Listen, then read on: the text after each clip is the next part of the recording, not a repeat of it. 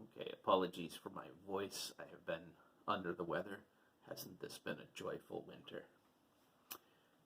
I got a chance this week to unload a bunch of old books that I had read and was never going to read again, including a lot of old graphic novels that I'm definitely not reading again. And I got a chance to go out to McKay Books in Manassas, Virginia, which is a bit of a haul for me. But in getting rid of that pile of books, I got some credit, and I was able to find a few things that I wanted. So things that I got were Once and Future King by T.H. White. I'm currently very slowly working my way through Le Morte d'Arthur, which is a slog. It's a couple hundred years older than Shakespeare, so it's not exactly friendly for modern audiences. So it's been something. So I'm hoping at some point to read the Once and Future King. I've never been particularly interested in Arthurian legend. It's just never been one of those mythos cycles that has inspired me in any real way. I love Excalibur, and I really enjoyed The Green Knight, but most other Arthurian films that I've seen have been meh. So I'm trying to get a little bit more into it, trying to understand it a little bit more and get a little bit better grasp on it, especially with Chaosium getting ready to release the new edition of Pendragon, which I'm very interested in checking out. Along with that, I also found 2 more books in the Thieves' World series. A little frustrating, kicking myself. Thieves' World was super easy to get a hold of when I was a young man, and my local used bookstore always had tons of copies of it, but I was never super interested in it. Now I have found myself interested in it, and it's a little bit more of a challenge to find. I prefer to find hard copies, and I'd prefer to buy them at a used bookstore as opposed to ordering them online. At some point, I may have to just break down. I've seen the first 3 or 4 books fairly inexpensively on eBay a few times. I may have to just bite the bullet and get those if I can't find them in person. This now makes, I think I've got book 4, but then I found book 5 and book 9. I would prefer to be able to get a hold of a few of the earlier books, but anyway. Along with that, I picked up something that I remember coming in when I worked in a game store. Pardon me, wetting the whistle. Oh, that is really good. That is Cape Charles Distillery Maple Whiskey. Real tasty. Anyway, this came in when I was working in the game store back in the 90s, early 2000. I don't even remember when this is actually from, because this was pretty late, I feel like, in the time I was there. And this was, if I remember, yes, this was from the people who did Tribe 8, and they don't have a date just right handy. They did Tribe 8 and a couple of other games. Yeah, okay, I don't see a date for some reason. Anyway, Gear Krieg, this is like an alternate World War II. It uses I guess I'll call them mechs, like war machines. They're not like big Battletech-y mechs. They're more like powered armor or walking tanks, things like that. So I enjoy alternate histories. I enjoy a good alternate World War II. And I was always curious about this game. Excuse me. But DreamPod 9's material, pardon me, DreamPod 9's material was always a little pricey, and I felt like it was always a little bit crunchier than I liked. I did like Tribe 8. That was, I believe, from them. But I didn't get it. Long story short, I didn't pick it up. But now I have it. I also grabbed the Super Science supplement.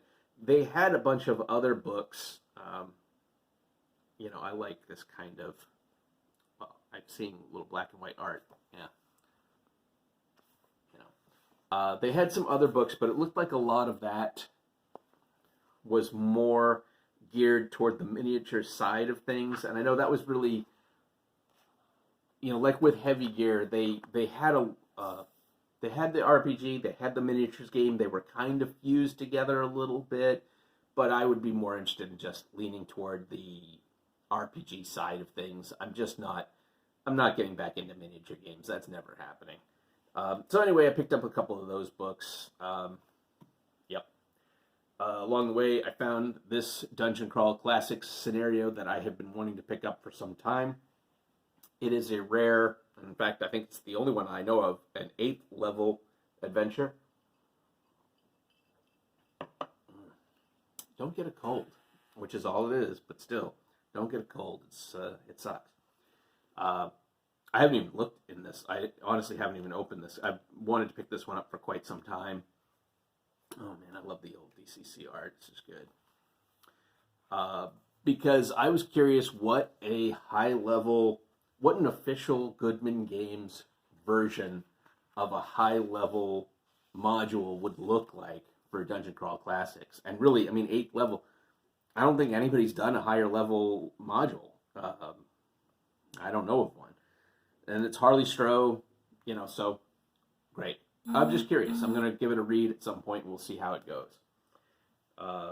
Also with that, I found DCC's, the Sunken City. This is from the Purple Sorcerer Games, people who do that really great website that has lots of handy, useful Dungeon Crawl Classics material on it. I don't know much about this. I've been curious about it. I think it's collected. It's an adventure omnibus and guide. I feel like this was like multiple modules that have been put together into one thing. The art's very cartoony, but, whatever. I'm always curious about more modules that I can raid. I don't know for sure if I'll use it. I don't know what, but I'll read through it and see what I can find. And I did see somebody recently do a little look at this that I feel like was fairly positive. So I'm going to check it out coming up. I don't like the D&D, but I found from Goodman Games 2 of their 5e things. Oh, this was a free RPG day thing. I didn't even realize that. So 2 of their free RPG day, or whatever, 2 5e modules that they've done, which obviously I will use. I'll convert over for Dungeon Crawl Classics if I use them. I'll give them a read through and see what I think. And if I like them, I'll convert them to Dungeon Crawl Classics. A real prize was the Alien Colonial Marines book.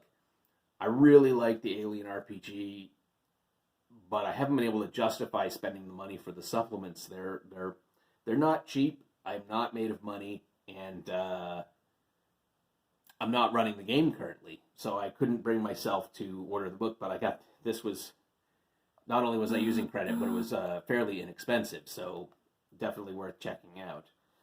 So I'm going to take a look and read this through at some point. It's a little dinged up, but whatever. I did not pay much for it. So I'm very excited about checking that out because I really like the Alien RPG. I like it a lot. The one I'm most interested in, which I really hope they put out, because Free League is, I don't know, they're not really knocking it out of the park when it comes to supporting the games they release, in spite of putting out some really excellent games. But the book I'm most interested in is the Space Truckers one. That's if I were going to run a game, I would much more likely lean into the Space Truckers side of things than into the Colonial Marines. And I'm sorry, while I'm recording this, my phone is going berserk with texts, so you'll hear those buzzes, no doubt. And I don't edit, so they're going to be there. And then lastly, Pathfinder. So Pathfinder kind of frustrates me for no blame on Paizo about this, but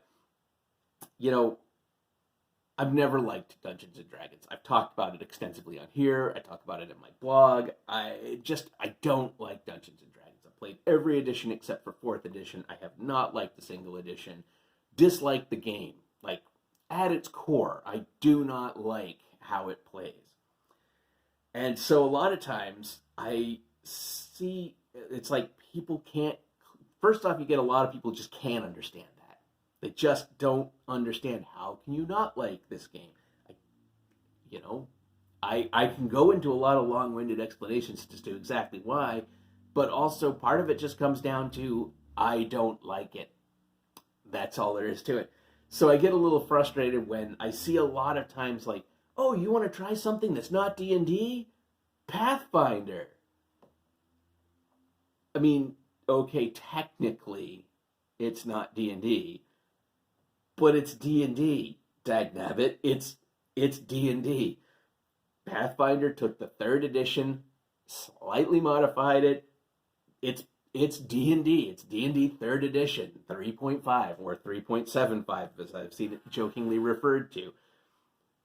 Pathfinder is D&D. So if somebody wants to try something not D&D, they don't mean Pathfinder, so you don't need to recommend it, okay? If somebody says, I don't like Wizards of the Coast, but I like D&D, what can I go for? Then you talk about Pathfinder. But if somebody is looking to try something different, this ain't it.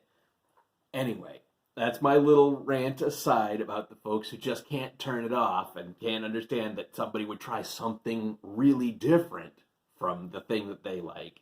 But anyway, I did get this. I needed to fill out the credit, frankly. That's what, and I will admit that McKay's organization was not great. So looking through their fiction section, I was trying to find some sci-fi books, and looking through was very frustrating, and I got kind of tired of doing it. So I just went back to the game section and picked something that filled out the rest of the credit that I needed to spend.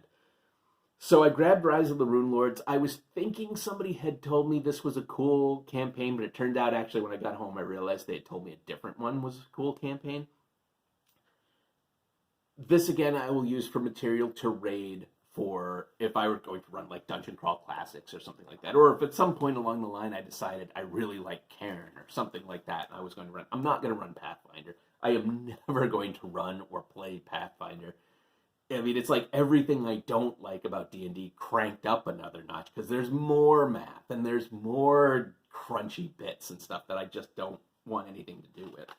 But, you know, this has a lot of really cool maps. It's got some cool art, you know, and if there are encounters and dungeons and monsters and whatever, and ooh, look, handouts, you know, if there's that kind of stuff that I can raid and use in a Dungeon Crawl Classics game, then this is going to be well worth the not very much money I spent on it. You know, am I ever going to run Pathfinder? Absolutely not. If you like it, that's your business. That's fine. I am not here to judge you and your enjoyment. I'm only expressing my own. It's just after years of people trying to explain to me how I actually do like D&D, because they like D&D, it gets a little bit frustrating. Or, you know, you just haven't played with the right group. I've played D&D with game groups that I loved. The people that I gamed with regularly for years. And somebody said, you know, let's do D&D. Let's play some old school. We'll play D&D. This was back in the 90s, and they were still calling D&D old school. Because back in the 90s, D&D wasn't being played by a heck of a lot of people. You know, people had moved on. World of Darkness was really big. Lots of other indie games were pretty big back then. And I worked at a game store. Man, we had like 5 or 6 regulars who bought D&D, and that was about it. The rest of the stuff, people were playing other games, and it was great. But some people decided, you know, let's play some old school, let's do some D&D, and we played it, and it was awful. It was absolutely awful. And then over the years, I've been in other games with people who have said basically similar things, like, oh, we'll play some old school. So I played the, I think it's essentially the white box stuff, the original D&D. Played AD&D, played 3rd edition, played AD&D 2nd edition, played 3rd edition. I did not play 3.5, because I wasn't even, I don't even think I was at the game store anymore when 3.5 came out. And then, like a year or so ago, somebody convinced me finally to try 5th edition, and I hated it. And that was also hurt by being on a virtual tabletop, which I found I do not enjoy also. But I just don't like D&D. Okay, so anyway. this looks interesting. I have no idea what the story of this is. I tried to find some online reviews, and I really didn't find any that were super helpful. I mean, video reviews. Maybe there's some print ones that are better. I haven't gone searching for those. I do like that there's a lot of handouts and stuff, so I find that really intriguing. I love handouts. And, the Call of Cthulhu keeper in me, I love handouts. So there's a lot of maps. That's great. These could be very useful. So again, I paid very little money, so I'm not super upset. I kind of wish I realized it wasn't the one somebody told me of. But whatever, I needed to fill out that credit. So Pathfinder, Rise of the Rune Lords. This is, I think, the first of these adventure paths they did for Pathfinder. I believe that's true. So a couple of big old hardcovers, several modules that'll be getting converted over for Dungeon Crawl Classics and some actual Dungeon Crawl Classics. And this one was almost sort of more of a nostalgia thing. I don't know. I'll give this a read through. I really don't know what the mechanics are like for this. I feel like the mechanics in I keep forgetting the name of it. Tribe 8 were pretty solid. They were pretty solid, but this looks pretty crunchy, and on the technical side, I feel like it maybe leans heavier over into the tech stuff, which usually ends up being a lot of mechanics. And that doesn't interest me, so who knows, maybe this will be another basic role-playing conversion or something. Another in my long list of things that if I ever ran, I would use basic role-playing for. But like Space 1889 and Sky Realms of Jarun and several others, I have owned them for 30 plus years and have not run them yet, so we'll see how that goes. If nothing else, they should be entertaining reads. So that's what I've got for you today. A nice haul from a used bookstore. I had much better luck than I have the last couple times I've been to half-price books, which we don't have near me. The nearest half-price books, I think, is at least a state or two away. So anyway, that's it for today. Take care.